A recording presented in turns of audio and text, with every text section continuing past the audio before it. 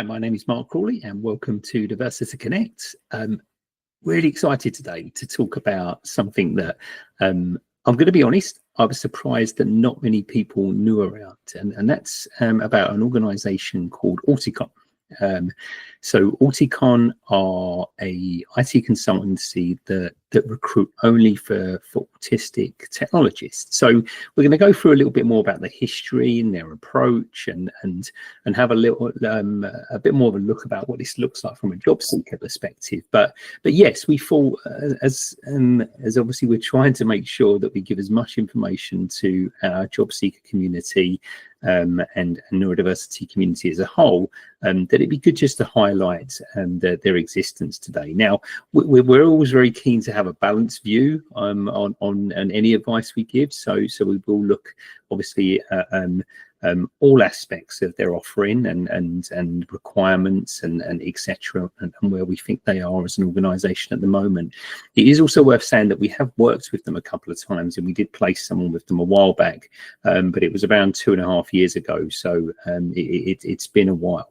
So yeah, let's get started and sort of go through a little bit more about Auticon and what they do and who they are. So essentially, they are not a charity; they're a social enterprise and IT consultancy. They exclusively employ autistic adults as IT consultants, so they only, you have to be autistic to be considered for one of the roles. Now, what being autistic means, we'll get onto a little bit as we go along the presentation. But yes, ultimately they're focused around autism. Now, co-occurrence is fine, providing obviously one of your neurotypes is autism. They are driven around neuro-inclusion and delivering those high quality tech solutions to organizations.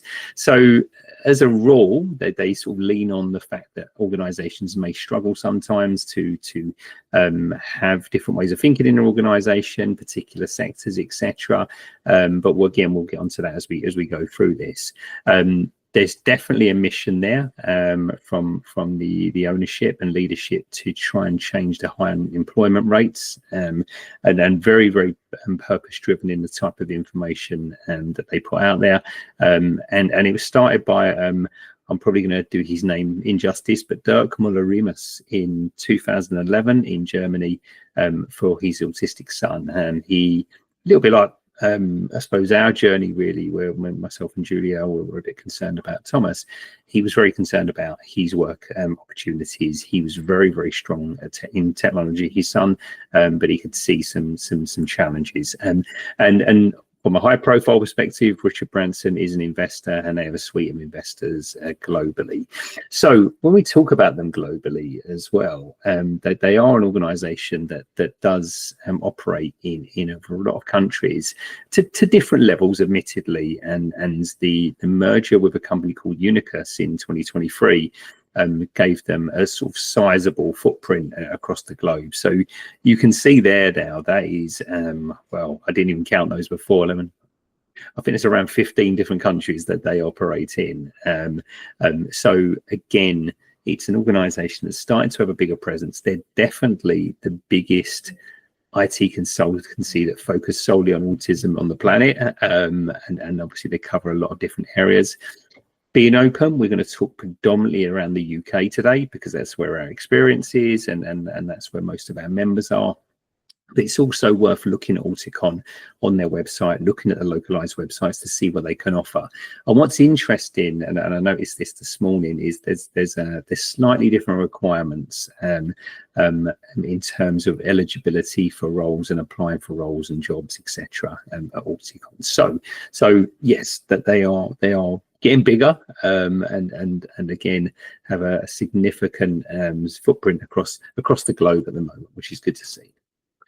In terms of the UK operations, so the UK's area was launched in 2016, and this was again really driven by some obviously very good data around the amount of autistic individuals that are unemployed in the UK. it was also aligned with the fact that there is a significant data to say that there's a lot of autistic technologists, and within the sort of technical community. So it's worth obviously trying to make sure they're fully supported and the individuals get an opportunity. They've got a few London offices now, so London, Edinburgh, they operate in Manchester. We're going to talk about it today, but also operate in Ireland. So it's getting bigger all the time. When we worked with them, it was predominantly on a role in the London office. And again, we'll talk a little bit more about the offering around being in the office, etc. in a second.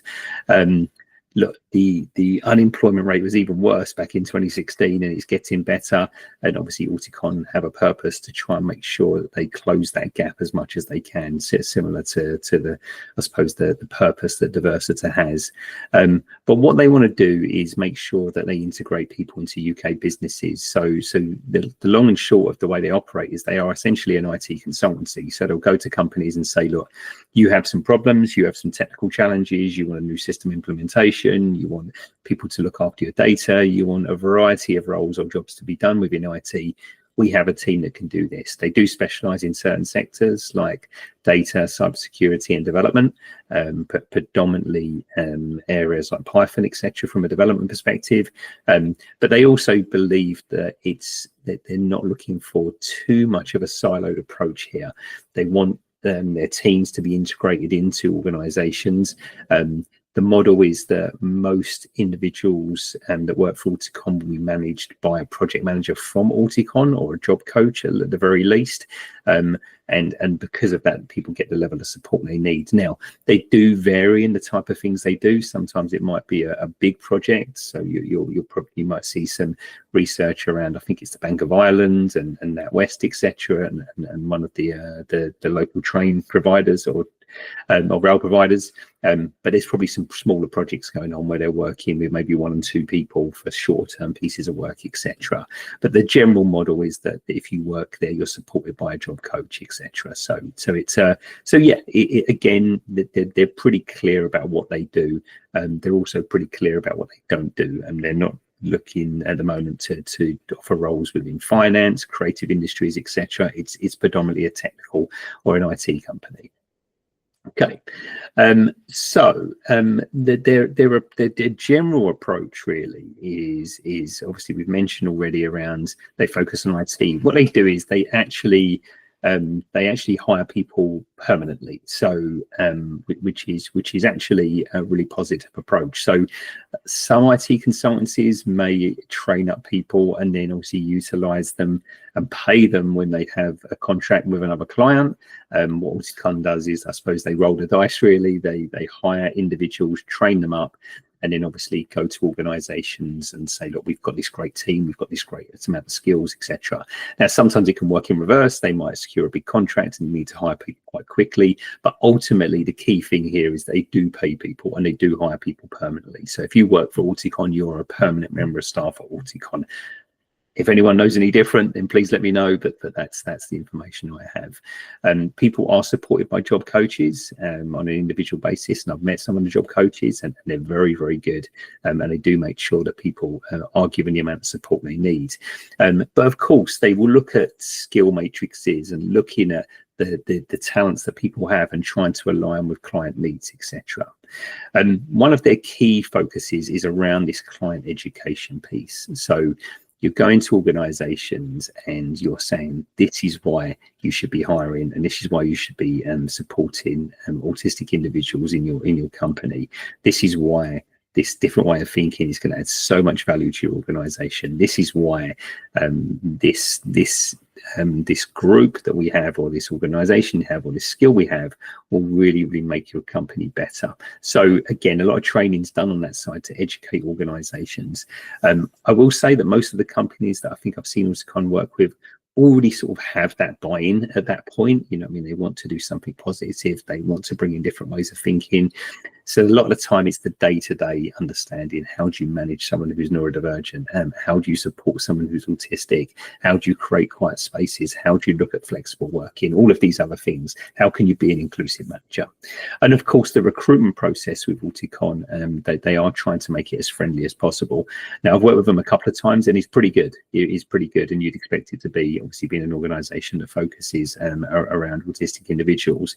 There's a couple of things we've given pushback on the past relating to some of the time coding tests, etc. But there's nothing that they're doing which is outside of the Equality Act. It's just some tuning sometimes to try and make the experience a little bit more positive, etc. So again, the interview process, I haven't come across it recently, but certainly in our experience in the past, it was a clear, well communicated, pretty inclusive process. So how do I apply? This is something we're going to look at in a little bit more detail now. So what we're going to do is we're going to flip over to the website and have a look at the role in a bit more detail. So I'm just going to stop sharing a second. There you go. You can see this is live. Move over to the Auticon page, and just going to, that's it, bring it on to the career page there. Okay, so I'm actually just going to let someone in who's arrived as well. So Anthony, you will need to modify this. Oh, they've disappeared now, which is a shame. Okay, so Anthony, you're gonna have to edit this, so I'll stop talking for a second.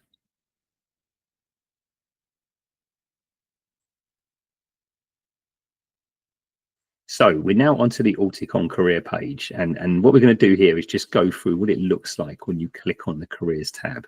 So Auticon have, as you mentioned, all these localized sites. This is the UK site we can see that we're on. You can see that from the email address and telephone number in the top left hand side, but we're going to go through the career page in a little bit more detail now. So you can see here neurodivergent, friendly, flexible opportunities, technical careers for autistic professionals and more, explore a rewarding role as within their team, etc. So you keep going down. Is working at Auticon right for you? All of the IT consultants are on the autism spectrum. All of so they're very, very defined around, again, you have to be autistic, very clear. It's even in the name of Auticon, etc. However, roles outside of IT consultant roles, they are open to anyone. And of course, they do encourage neurodivergent candidates to apply. Now, this is quite new. They didn't really promote this too much before. So it's very much a case of saying, look, roles within our wider business are open to everyone, right? And we'd love to have neurodivergent job seekers and applicants here, but our IT consultant roles are only for autistic individuals. And obviously they're saying it's a supportive environment, but again, we'll get onto that a little bit more later on. So there's a few case studies, there's a few bits and pieces to have a read of here, just to talk a little bit more. But ultimately, what we're going to go down to is looking at the jobs, right? So they have a variety of roles here, but what's interesting to say here is they're not all jobs, just to let you know. So the organisation is definitely, as far as I can see, looking for data consultants in Edinburgh. So we'll click on that in a second and have a look what the requirements look like on those. But you can also see some other regions: Manchester, Leeds, London and Dublin. So what you can see at the bottom here is it says the team talent pool. So essentially what you're doing there is you're registering your CV, you're registering your application, and they will let you know when some roles become live. Now, we talked earlier about the fact that this is a IT consultancy that is sometimes responsive to client needs, as in an organization, big bank says, yes, we need 20 people tomorrow. Having a talent pool, having people they can get to very, very quickly is obviously important to a consultancy. So that's what you're doing there. So it's just to be clear at those points, as far as I know, you're not applying for a job. However, the data consultant in Edinburgh, you are. So we'll have a look at that in a second and see what the application process looks like. What they are very visible about is their recruitment process, which is good to see. Technical suitability, talking a little bit more about registering your CV, initial checks. They have an optional online tech assessment. Then we have technical suitability. consulting suitability, says a few things about conversations there.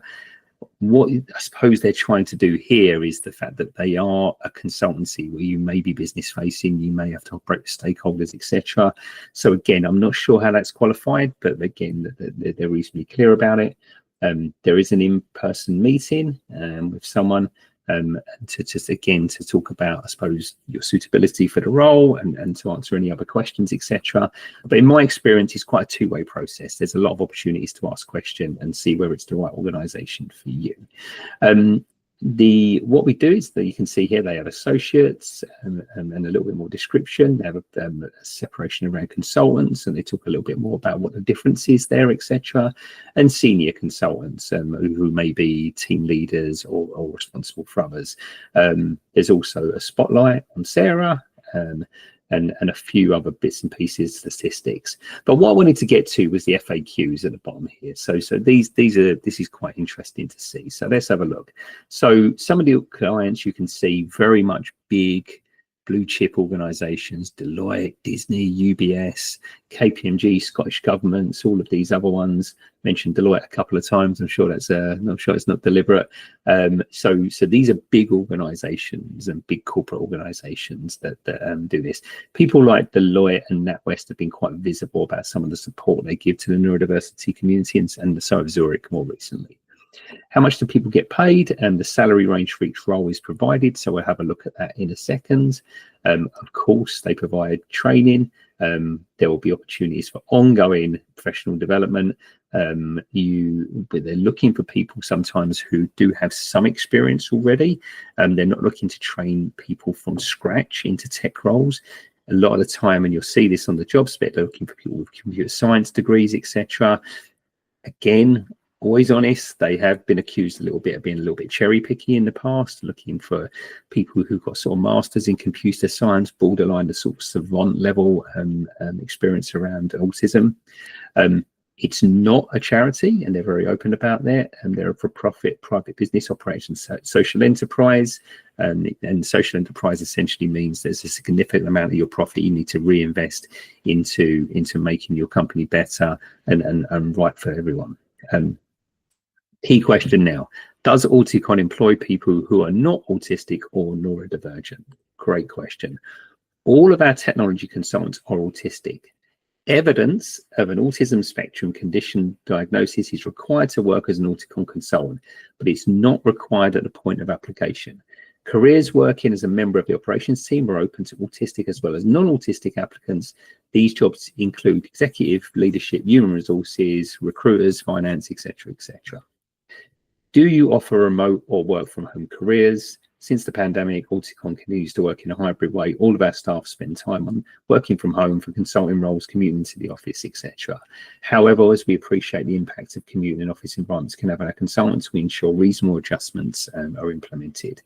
So there's a couple of key things here, and we're going to touch on this a little bit later on. But ultimately, you do need some level of proof. What that means is definitely open to interpretation to say that you're autistic, right? It's not, it looks on the face of it like self-diagnosis is not going to be accepted, right?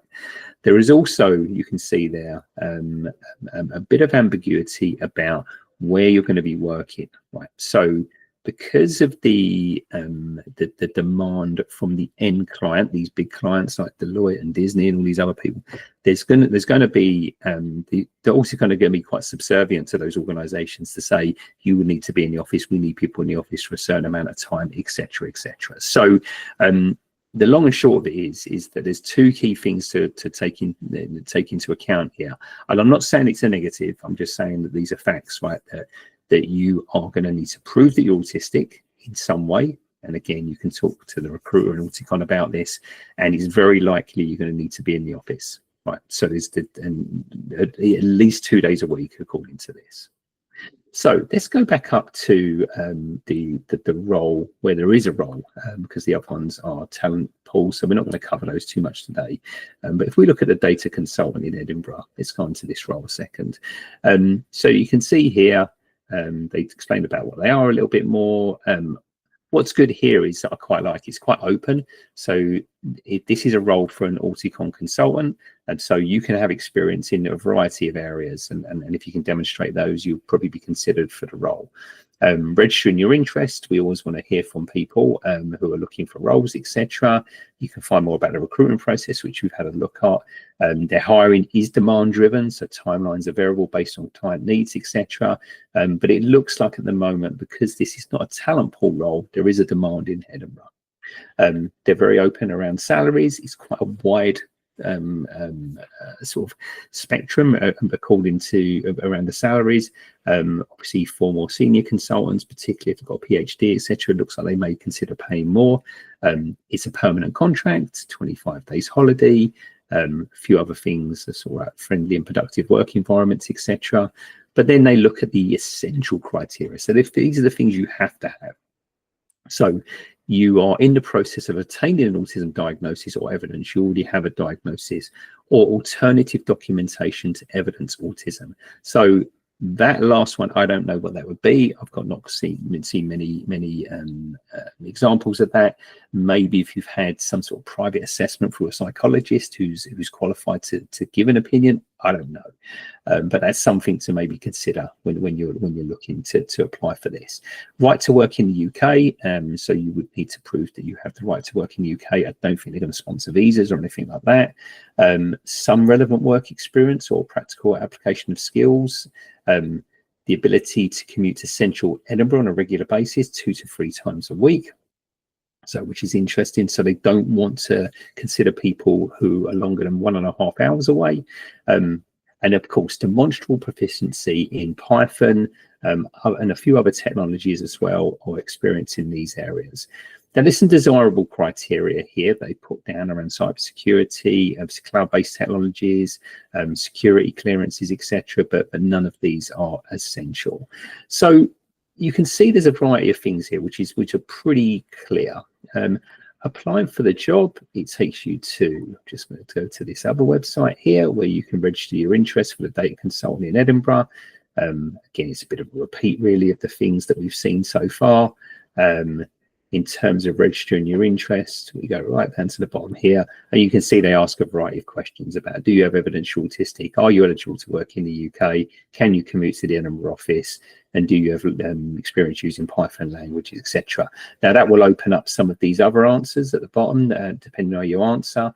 So if you say, let's have a look, and if you say no, yes, no, yes, and see what it does here. It doesn't open up any of these other areas, but it looks like that's going to be a non-starter for me to open up. Now, let's just try that again, because I'm curious now to see what would happen if I did put yes and yes. So, and there we go, everything opens up. So there's always like a set criteria that you would have to say yes to all of these areas here. If you say yes to all of these, then it will do. If you say no, none of them are going to open up. So very interesting. So that's pretty much the process to looking at the roles. So we're going to go back now to sort of give, I suppose, a general overview of our opinion around Auticon and what it means for the neurodiversity community. So one second. Okay, so with Auticon, the overview really of our thoughts are is that talking honestly, it's a little restrictive on the diagnosis and evidence part. I get that employing autistic individuals is the USP, but and again, I'm going to be really blunt here, it's really tough to get an autism diagnosis in the UK at the moment. So it could be a little bit, I suppose, yeah, I think it's maybe not as considerate of that process and that situation as maybe it should be. It has changed. And when I first started working with Auticon a few years ago, it was very much, we need a diagnosis. So they have changed it a little bit. But it's still obviously something that they are focusing on. Look, it does have a really positive approach to helping technologists, and I like that, I do. And the model, on the face of it is great. Creating opportunities for any marginalised community is really important. And of course, they're expanding their reach globally, which is great to see. There's a lot of countries and areas on there that maybe aren't as progressed as the UK around neurodiversity and neuroinclusion. So it's really good. And of course, this focus on autism is really interesting because there's so many autistic individuals unemployed, and it's so great to see. But it does exclude, obviously, a large amount of the ND community, particularly for the consultant roles. Now, of course, they're very clear about the fact that you can apply for other roles in operations or HR or anything else at Auticon, but to be an IT consultant at Auticon, you need to be autistic. It's unclear how many jobs they have outside of the talent pool. So even when we was reading the job specification for the role in Edinburgh, it was still talking about timelines are uncertain, it's based on demand, it's quite a general role, etc. So it'd be interested to see of anyone who's had a recent application how quickly it's moved. The other thing that we keep an eye on, I'll be honest, on LinkedIn, and of course not everyone's on LinkedIn, you don't have to be, they don't seem to have made many recent hires, so I'm not sure how many people they're hiring at the moment in the UK. I don't really keep too much of an eye on the other regions. However, I did accidentally go on the US site earlier, and the US site in terms of criteria still demands a diagnosis. There's no flexibility around evidence of autism or anything like that. And of course, this proof of autism is a little bit too ambiguous. And of course, we've touched on this already, the challenges of diagnosis in the UK. I can see this hope this will continue to evolve. One of the areas as well is that there's no doubt that most of the autistic individuals that approach us as job seekers are quite keen to have a lot of flexibility in terms of working environments. Not everyone. There's a lot of people that we talk to who like to go into the office on a regular basis, etc. But the situation here is that they want people in the office. Now, the key difference, which I suppose is really interesting, is that a lot of individuals will be supported, right? They'll be supported by work coaches, they'll be supported by colleagues, they'll hopefully be supported by the wider organisation. And you could say that it's a real positive as well. So there's a few sort of pros and cons there. And there's a few things there that I think are quite easily fixable. I think there's no doubt that self-diagnosis will probably have to be considered going forward. I think clarity of actual jobs that they do have, it could be interesting, but I suppose that's always going to be dictated by the end clients, etc. And of course, yeah, there's genuinely an opportunity to maybe look outside of autism going forward. But of course, look, what they're doing is certainly great compared to a lot of other companies who don't focus on this area at all, right? So maybe we've been a little bit picky here, but there are some things that maybe continue to need to be reviewed, I would suggest. So next steps, we'll add this to the webinar collections where you can comment and ask questions. But you know what? I'd just love to know if you applied to them, right? I'd love to know if you have an opinion on the company, or you work there, or you know anyone that's worked there, or anything like that. It'd be amazing. And you can use direct messaging service if you need specific advice. Like, for example, if you are looking to apply to them and you just want to ask advice, let us know. We know Hannah Edwards, who looks after recruitment at Auticon, so we can always ask some questions on your behalf. And yeah, it would be interesting to see if there's anyone's got any recent experiences. So thank you very much today for watching this. Hope it's been useful. We'll continue to maybe do these occasionally where we spotlight a particular organisation that's focused around neuroinclusion, etc. You never know, people might be doing this with us on other platforms, and quite rightly so. But yeah, be interesting to see any feedback. So thank you very much for watching today, and we look forward to seeing you in the next webinar. Thank you. Thank you for watching. Make sure to like, comment, share and subscribe. And scan the QR code to join the Diversa Connect community.